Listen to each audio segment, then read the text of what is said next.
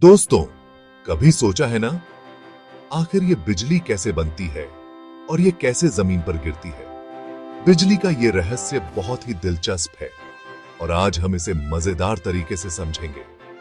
बिजली तब बनती है जब बादलों में पानी की बूंदें और बर्फ एक दूसरे से टकराती हैं।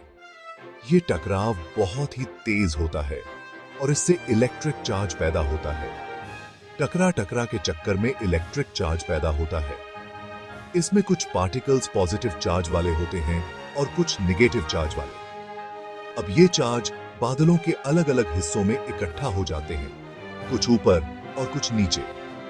बादल के नीचे वाले हिस्से में निगेटिव चार्ज जमा होता है।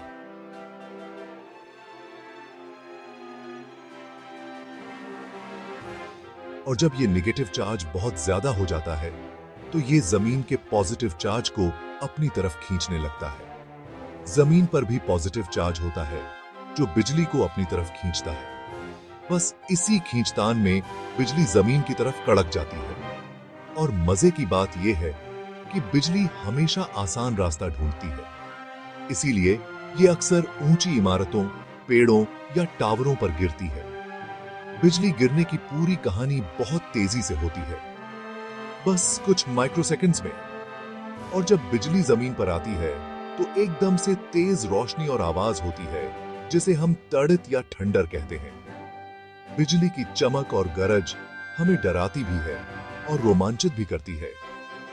ये प्रकृति का एक अद्भुत नजारा है। बिजली गिरने के बाद आसमान में एक तेज आवाज होती है जिसे हम थंडर कहते हैं। ये आवाज बिजली के रास्ते में हवा के तेजी से गर्म होने और फिर ठंडा होने के कारण होती है।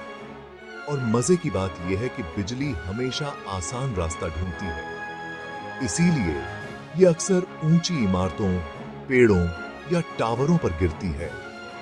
बिजली गिरने की पूरी कहानी बहुत तेजी से होती है, बस कुछ माइक्रोसेकंड्स में। और जब बिजली जमीन पर आती है तो एकदम से तेज रोशनी और आवाज होती है जिसे हम तड़ित या ठंडर कहते हैं। तो दोस्तों, अगली बार जब आसमान में बिजली चमके तो याद रखना ये कैसे बनती है। ये प्रकृति का एक अद्भुत और रहस्यमय हिस्सा है। अगर वीडियो अच्छा लगा हो तो लाइक और सब्सक्राइब करना मत भूलना। शुक्रिया।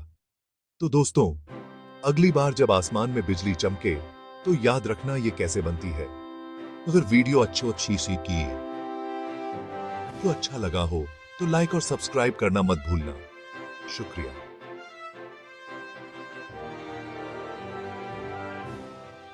तो लाइक ऑन तीन है।